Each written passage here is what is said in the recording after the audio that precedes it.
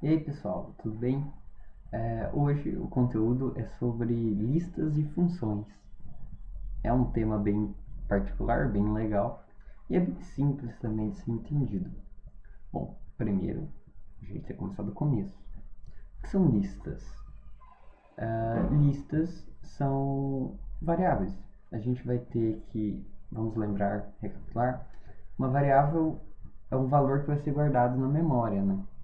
Por exemplo, a gente tem int, string, double, char, são vários tipos de variáveis.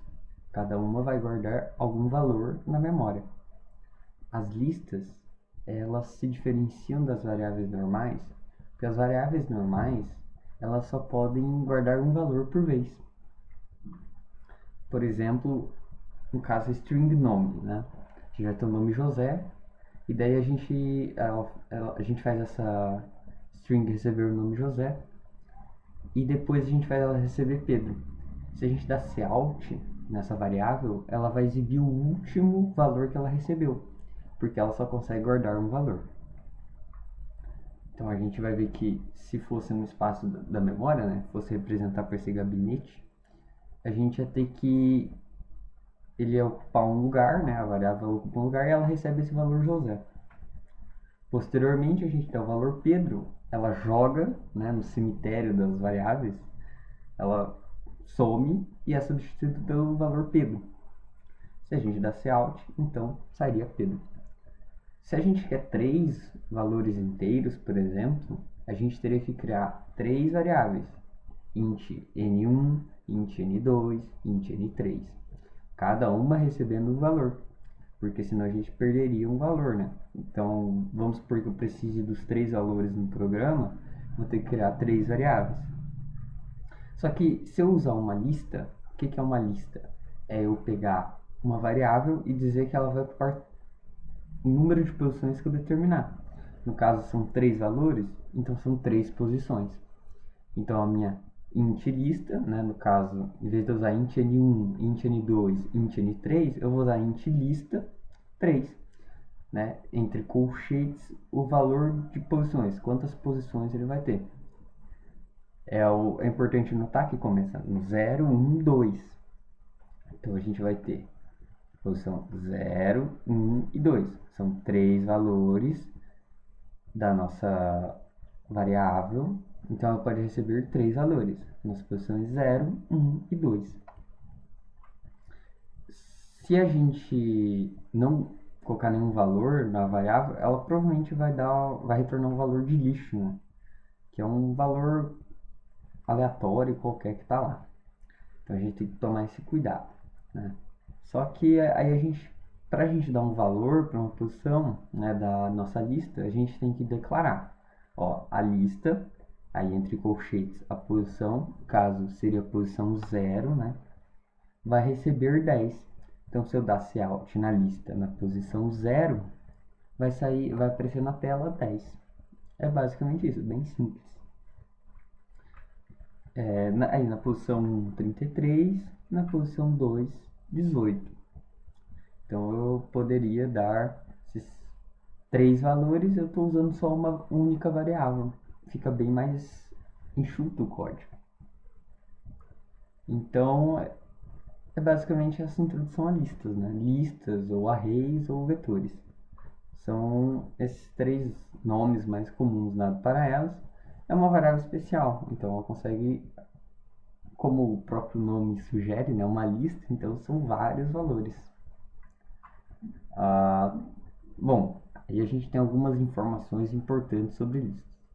Toda lista possui um índice numérico, então você tem que indicar qual posição e quando você vai usar ela, e quando você vai declarar ela, você tem que dizer quantas posições, quantos valores ela pode receber.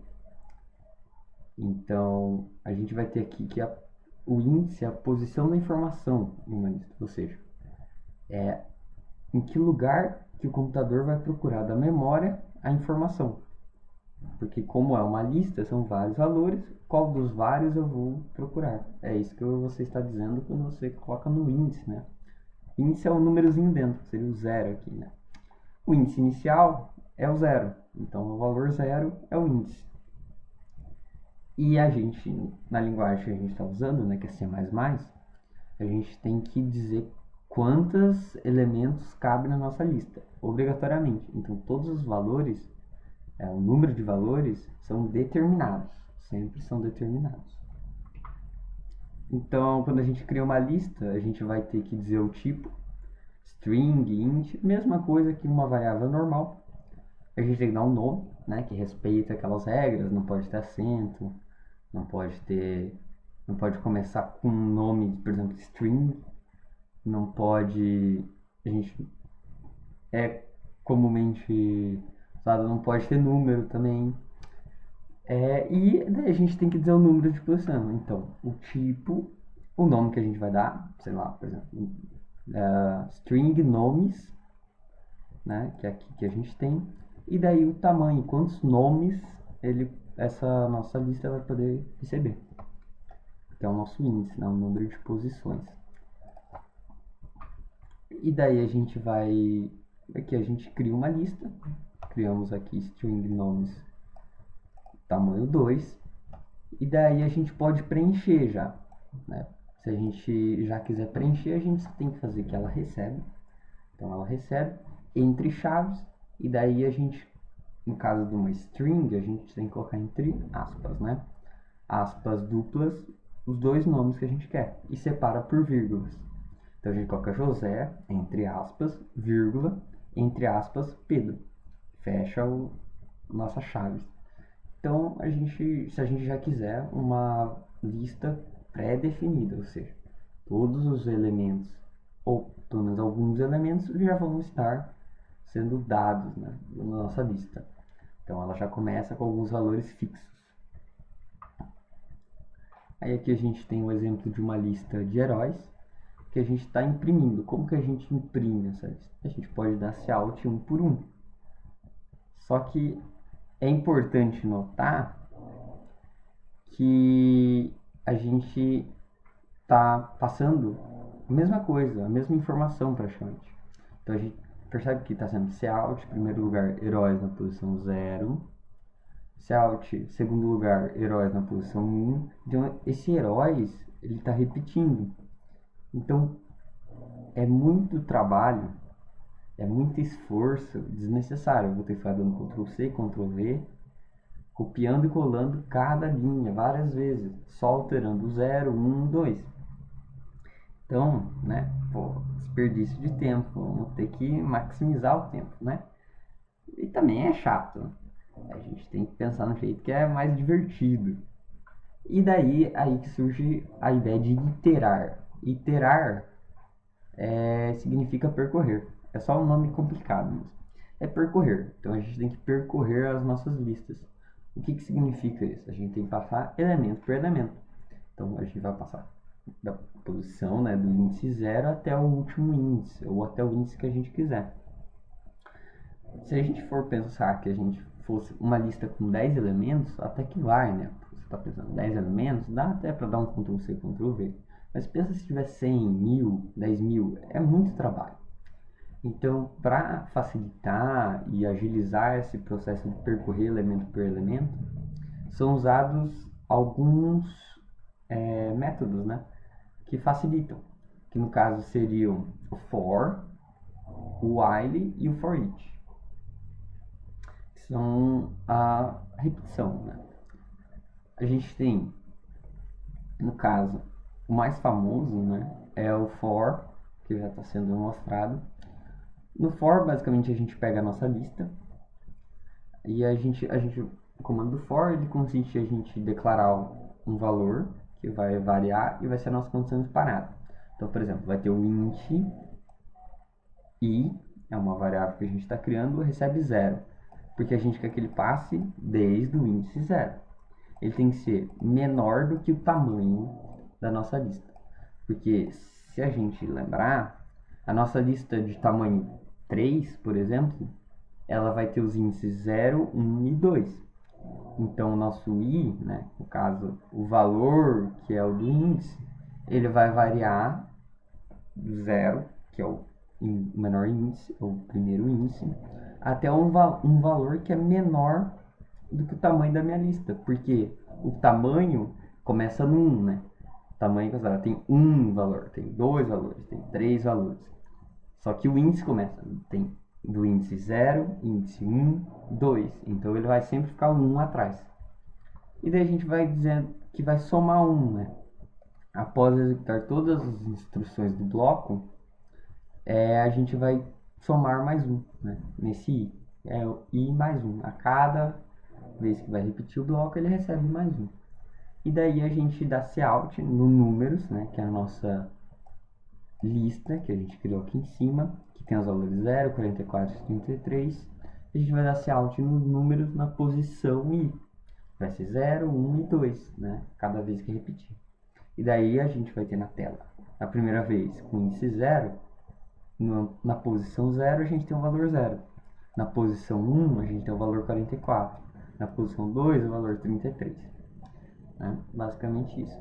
Os termos corretos, né? A gente vai ter o int i, ele recebe 0, é a inicialização. Porque ele é executado no começo e ele não é executado de novo. Aí a gente tem depois, separado por ponto e vírgulas, a condição. E menor que 3, porque em algum momento a gente quer que pare, né? A gente não quer que seja aqueles códigos que repetem para sempre e o nosso programa vai dar bug. E daí a gente, separado por ponto e vírgula de novo, a gente vai ter o nosso i++, né? Que é o incremento, que é o que soma com a nossa variável, que torna possível que essa condição realmente aconteça e em algum momento pare. Então, tudo que eu expliquei, os valores de cada um. O for, ele é muito útil, mas a gente como pode ver, né, ele acaba sendo um pouco extenso. A gente tem que ter uma inicialização, ter uma condição, então se torna mais longo. Só que, é claro, você tem o maior controle das posições, porque você está contando de 1 em 1. Só que caso você não precise controlar a posição, isso não é importante, é usado o for each, que não aparece escrito for each, é só for. E que no caso a gente faz o seguinte, a gente escreve for, abre parênteses, e dentro desses parênteses a gente coloca, a gente cria uma variável que seja do mesmo tipo que a nossa lista. No caso aqui a lista seria do string, né? A gente tem nomes, então é string. E a gente vai criar essa variável. Por exemplo, a gente tinha uma lista chamada heróis. Então a gente cria essa variável chamada herói, no singular. Daí a gente escreve string, né, o mesmo tipo, se fosse int seria int. E a gente coloca string herói, 2 pontos, e daí é o nome da nossa lista. Fecha parênteses. E daí, o que acontece? Esse nosso herói, ele vai recebendo os valores um por vez da nossa lista. Então, qual é o primeiro valor de heróis? É Batman. Então, a variável herói recebe Batman. Aí repete de novo. Qual é o nosso segundo valor da nossa lista? Hulk. Então, a nossa variável herói recebe Hulk. Isso vai repetir até acabar a lista. Então, a condição de parada, ela não aparece aqui, porque ela vai passar por toda a lista, do início ao fim. Então, como ele é feito para listas, isso já está subentendido. Se você está usando for each, você vai usar numa lista. E a nossa variável, que a gente declara aqui, ela vai receber cada um dos valores, um por vez. Então, tudo que está sendo executado dentro desse bloco recebe o valor que a gente usar essa variável, vai ser o valor que ela tiver recebido naquele momento. Vai passando um por um. Então, ele é muito bom para a gente dar cout nos nomes, porque vai passar um por um. No caso aqui está print, mas seria um cout, né? O print é usado em C. Seria um cout. Então, ele vai pegar cada elemento da array e atribuir uma variável a cada iteração do loop. Então, ele vai repetir várias vezes. Na primeira, ele vai dizer Batman, na segunda, Hulk e na terceira, Thor. Bom, isso a gente está pensando em vetores normais e agora a gente vai pensar em vector, que é uma classe, né, é um vetor especial, porque ele não, como a gente viu, nos vetores a gente tinha que declarar o tamanho, né? A gente ia rolar, por exemplo, int telefone, e daí a gente colocava o índice 4, né, que é o tamanho máximo. Só que na vector a gente não precisa se preocupar com isso, porque ela tem tamanho dinâmico. Então a gente pode usar vector, aí a gente tem que usar o maior, o menor e o maior, né? Entre esses dois sinais, a gente coloca o tipo que vai ser a nossa lista. No caso, vai ser, como é uma lista de números, vai ser int. E ela é legal porque ela é dinâmica, então eu não preciso declarar o tamanho, e daí eu posso trabalhar com o tamanho que eu quiser. Isso é interessante, é bem bom. Aí aqui, para trabalhar com vector, a gente precisa, por exemplo, para inserir um valor, a gente vai colocar numbers, né, que é o nome da nossa variável, ponto push, underline, back, entre parênteses, o valor que a gente quer inserir. No caso seria 5. Então, o primeiro valor vai ser 5. Aí depois a gente tem a mesma estrutura e 10. Então vai ser inserido 5, na frente 10. Então seria na posição 0 a gente tem 5. Na posição 1 a gente tem 10. É bem simples. Agora, manipulando esses, né, vetores, especificamente o vector, né, porque ele é mais interessante. A gente pode fazer várias coisas com vetores. Então a gente pode remover, adicionar, obter, manipular informações de uma lista. Então, isso são tarefas que a gente vai ter que fazer praticamente todo o código daqui para frente. Até porque é bem importante saber trabalhar com vetores. Mas dá para fazer tudo isso, é bem de buenas, é bem tranquilinho. A gente, dentro dos vectors, né, e não dos vetores normais, né, que vem por padrão, eu esqueci de mencionar, mas o vector, a gente tem que dar um include em vector, porque o vector ele não é padrão, é uma biblioteca extra. Então, no vector a gente tem algumas coisinhas extras que a gente pode obter o tamanho dele, que é o número de elementos no vetor.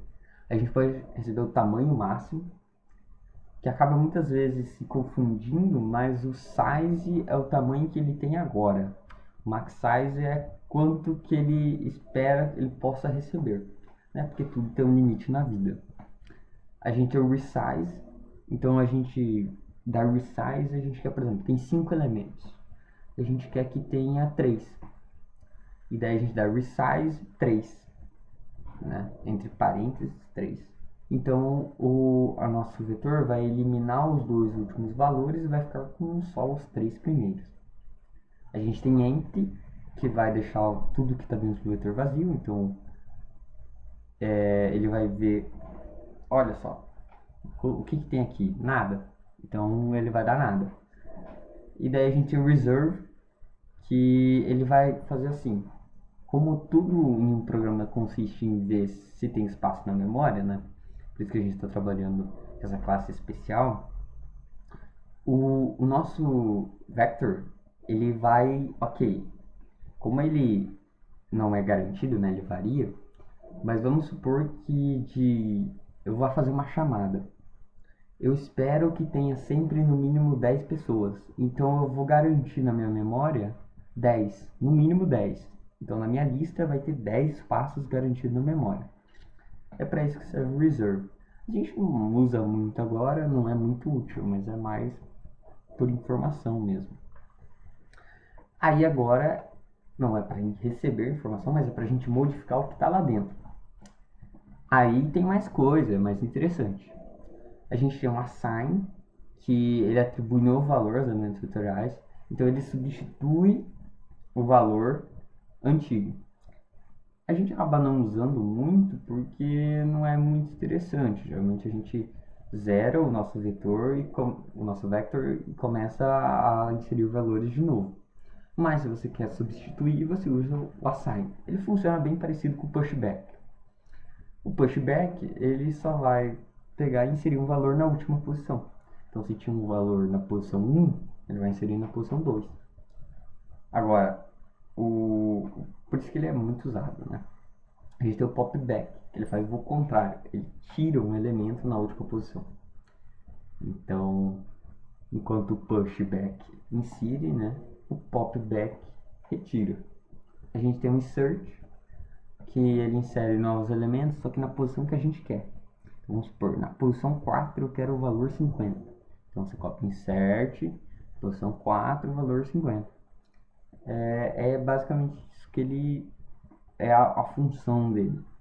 Você inserir um valor numa posição específica. Tem o erase, que vai apagar o elemento específico, uma posição, um intervalo, né, que a gente quiser. A gente tem o swap, que é para a gente trocar dois vetores. Por exemplo, tem o vetor CPF e o vetor RG. Aí eu uso o swap, ele vai trocar os valores de RG. Todos os valores de RG vão passar para o vetor CPF e todos os valores do vetor CPF vão passar para o vetor RG.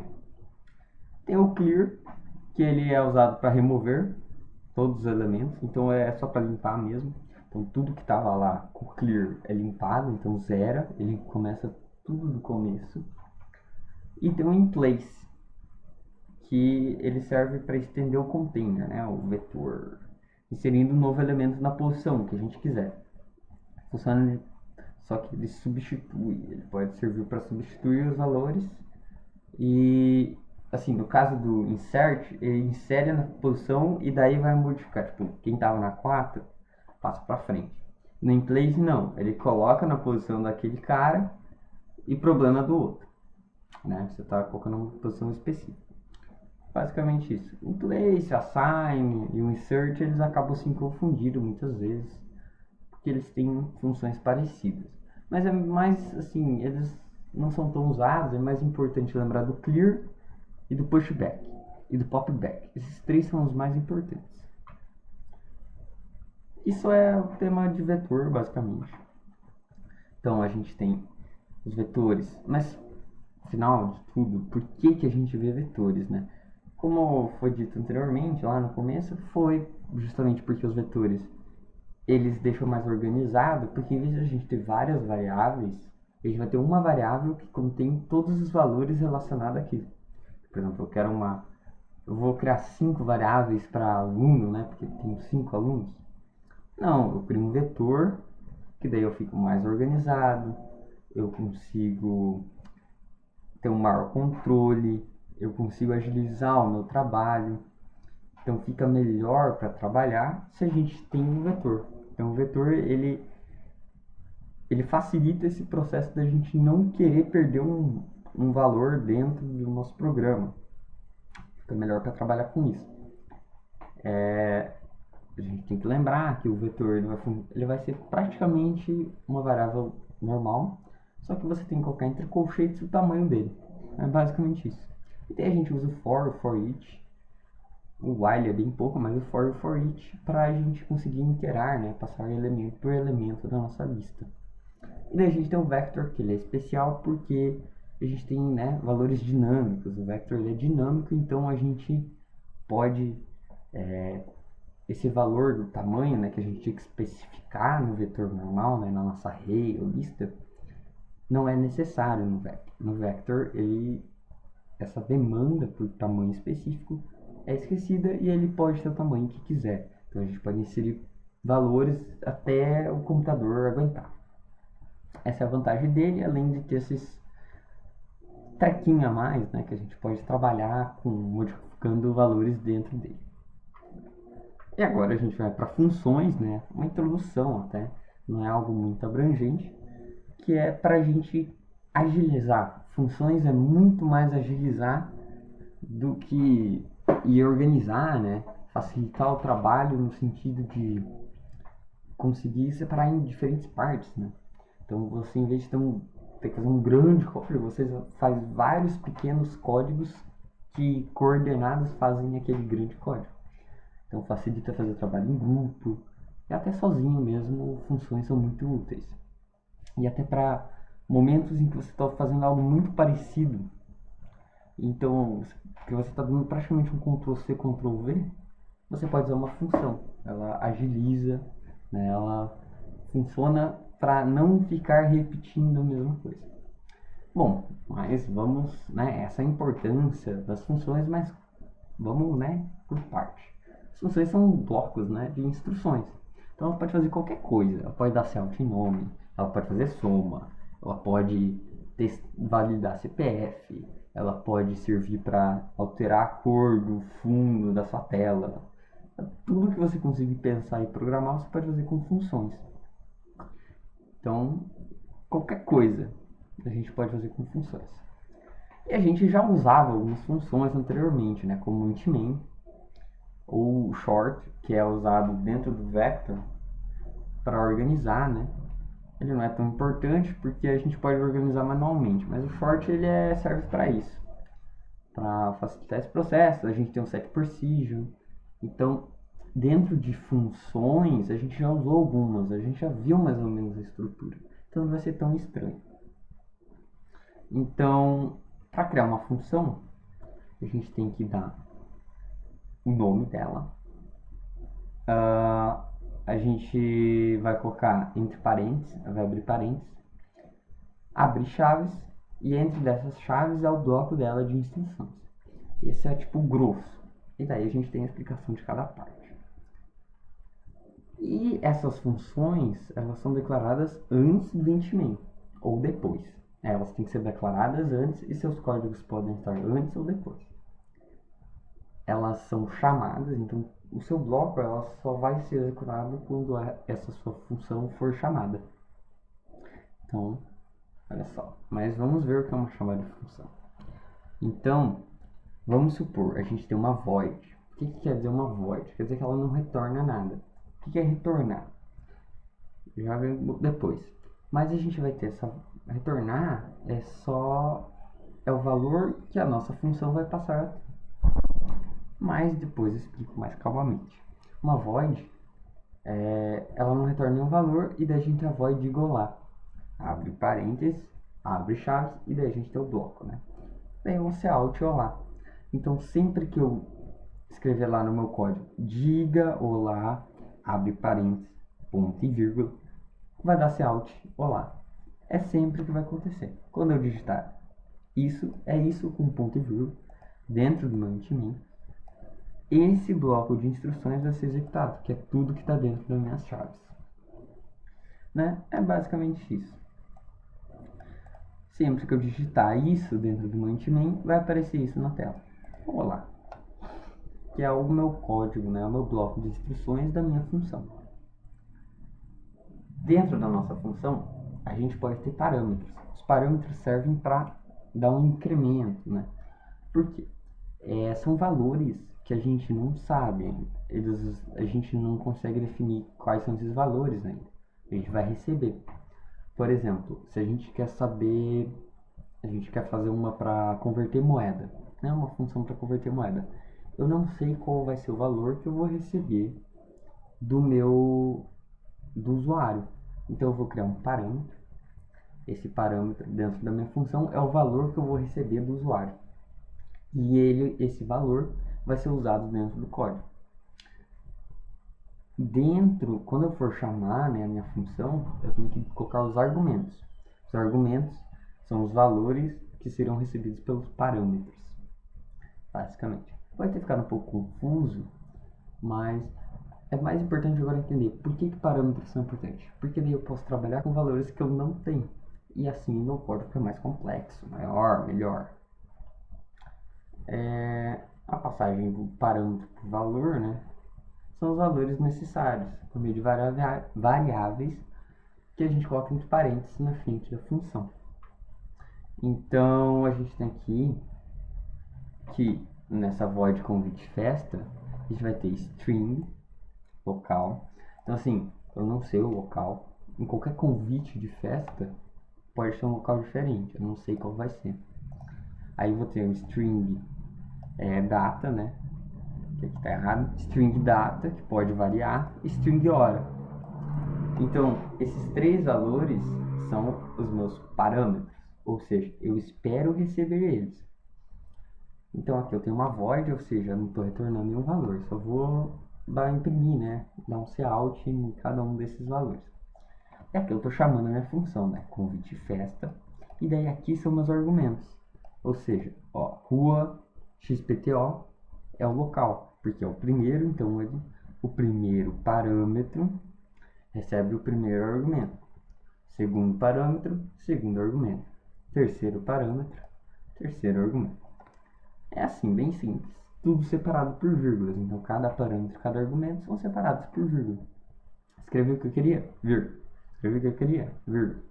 E daí eu posso trabalhar ali dentro, já prevendo o que foi usado. É basicamente isso.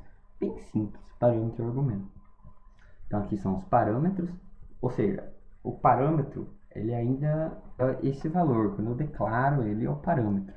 E quando eu estou dando o valor, ou seja, já tenho o valor e eu estou querendo chamar minha função, aí é o argumento. Então, quando uma função possui parâmetro, é obrigatório ter argumento. Se você não coloca argumento, não funciona. E se você coloca mais argumentos do que é esperado de parâmetro, por exemplo, tem um parâmetro e você coloca 2 argumentos, não funciona também. Seu código vai dar erro. Porque ele espera sempre o mesmo número de parâmetros e de argumentos. Até porque não faz sentido ter mais argumentos que parâmetros, ou mais parâmetros do que argumentos. O código ele não funciona. A gente pode considerar valores fixos também. Se a gente tem valores fixos, aí o argumento se torna desnecessário. Por exemplo, se o nosso parâmetro, string nome, recebe anônimo, ou seja, ela está sempre recebendo esse valor fixo anônimo, então não existe a necessidade de um argumento, porque eu tenho um valor fixo. É um valor constante e não tem por que eu mudar. Não tem por que eu informar um outro valor, porque ele não vai conseguir receber. Já está com um valor fixo. E daí se torna desnecessário. E daí a gente entra na necessidade das funções, que a gente está tendo aqui uma repetição. Né? Esse código para cachorros, a gente está vendo que está repetindo uma mesma coisa. Esse teste de peso e como vai ser o latido, repete em cada um dos cachorros. Então a gente poderia agilizar esse processo usando funções. Ele ficaria mais suave, mais bonito o código, melhor para corrigir erros, melhor para a gente testar, melhor para qualquer coisa. Fica um trabalho mais bonito, que é importante. Se outra pessoa for te ajudar, ela é mais compreensível, além de você ter a capacidade de conseguir repetir mais vezes, mais rapidamente. Então você agiliza seu tempo, otimiza o código, facilitando para quem for ler o seu código-fonte e para você mesmo. Então, a gente vai usar a função e ela vai, basicamente sempre que a gente chamar a função latir, no caso, né, ela sempre vai fazer o que a gente estava repetindo várias vezes. É só a gente colocar latir, abre parênteses, né, os valores, os argumentos, né, que a gente quer, e pronto, já está resolvido o problema. Então, por exemplo, os argumentos Bob e 20. Então, o string nome recebe Bob e o int peso recebe 20. Então, dessa forma, a gente vai conseguir ter que é tudo que a gente estava precisando, analisar caso por caso, a nossa função resolve e fica sussa, fica show, fica de buenas, tranquilo, resolvemos tudo. E daí a gente pode fazer várias funções e optimizar o código justamente usando várias funções. E daí a gente, em vez de usar vários, né, aquele cout, aquele if, não, a gente só usa 4 vezes a nossa função. Olha como que fica bem melhor, fica bem mais tranquilo. Então ela resolve o problema que a gente consegue reutilizar um código, a gente decompõe um problema em partes menores. Então era uma coisa grande, fica em vários pedacinhos e a gente só junta, né, facilitando. E daí a gente encapsula a lógica. O que significa isso? A gente está deixando, né, guardadinho, no postinho, toda a nossa lógica. A gente não vai estar espalhado em vários pontos e ela vai acabar se confundindo. Não, a gente usa a mesma lógica, está fechado, aquilo não se modifica e está funcionando.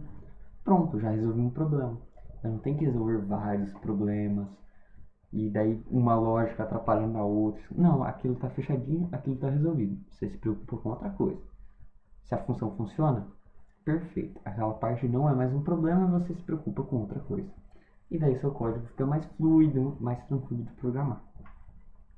Aí agora a gente vai explicar retorno, né? O que é função com retorno, void, o que é essas paradas, né? Bom, se a gente tem um retorno, ela significa que ela retorna, né? Algo. E isso significa que a gente retorna geralmente um valor, né? Pode ser um valor, uma string, um valor em letra, né? Um nome, qualquer coisa que envolva letras. A gente pode, numa int, retornar um valor inteiro, um double, um valor com ponto flutuante, né? Um valor com vírgula, com casos decimais. No caso de uma boolean, a gente pode retornar verdadeiro ou falso. Cada tipo de variável vai possibilitar um tipo de retorno. E o tipo de retorno é indicado pelo uso do return. Ou seja, o return, né, que literalmente significa retorno, ele vai dizer, ó, aqui nesse ponto retorna, sei lá, se for um int, retorna 5. Então, a nossa função ela vai retornar esse valor. O que isso significa? Vamos supor, né, um exemplo. A gente tem string retorno, que é uma função, a gente já viu a estrutura da função, e dela return Araquari. Então, se eu dar out na nossa, no nosso return, né, toda a nossa função, retorno e tal, ele apareceria Araquari, que é o valor que a nossa função passou a ter. Só que geralmente a gente cria uma outra variável, no caso, uma com o mesmo nome, né, pode confundir, mas é uma outra variável que recebe o valor da nossa função.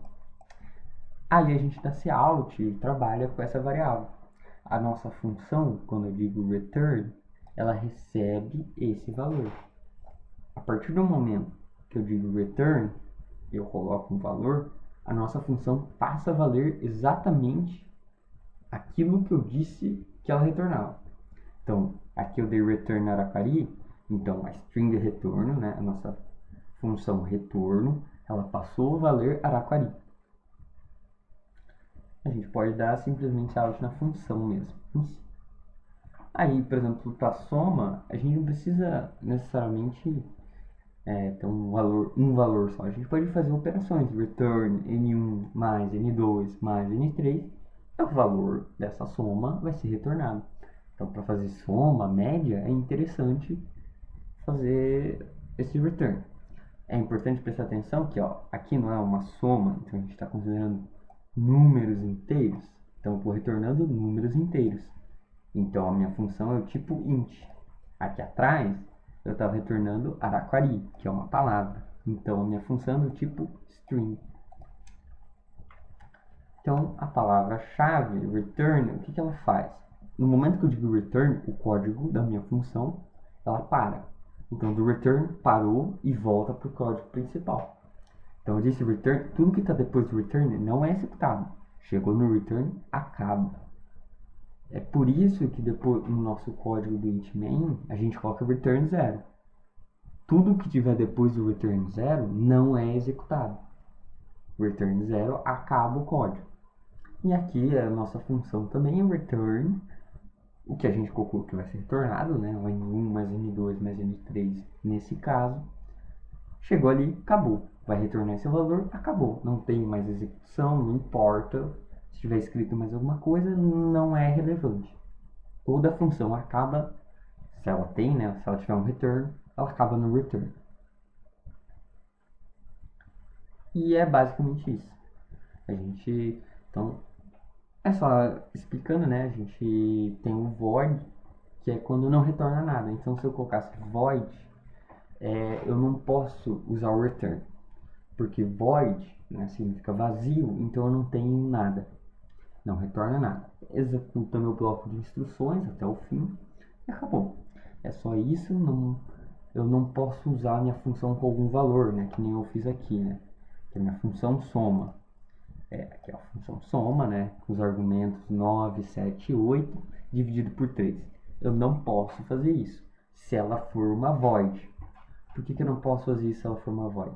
Porque a minha função ela não vai receber nenhum valor, ela não retorna nenhum valor, porque ela é vazia, ou seja, ela executa o código em si e acabou. Basicamente isso que significa void. Ela é interessante se a gente for dar um cout para ela. Nossa função é só para dar um cout. Um cout é legal. Então sempre eu não vou retornar nenhum valor, minha função não vai passar a valer legal, eu só estou dando cout legal. Acabou. Então eu uso void. Se eu quero que ela retorne um valor, que daí eu posso trabalhar com a minha função, né? Aí eu vou dar um return, vou dar o tipo dela como int, string, double, que seja. Então essa é a diferença entre void e uma função com retorno, né? Que daí pode ser de vários tipos. Então basicamente é isso, função. A função ela é feita para agilizar, para deixar o trabalho melhor, para a gente conseguir dividir em pequenos pedaços tudo no projeto. E a gente tem os argumentos e parâmetros, né? Os parâmetros são variáveis que a gente pode criar esperando algum valor que vai ser recebido, e esse valor que vai ser recebido vai ser trabalhado dentro da função. Esses valores recebidos recebem o nome de argumentos e tem que ser o mesmo número que o parâmetro, né? Se tem parâmetro, tem que ser o mesmo tanto de argumento. Se não tiver, não tem argumento. É bem simples isso, vou para entender, show. Eu imagino, eu espero. E é isso. Show, obrigado.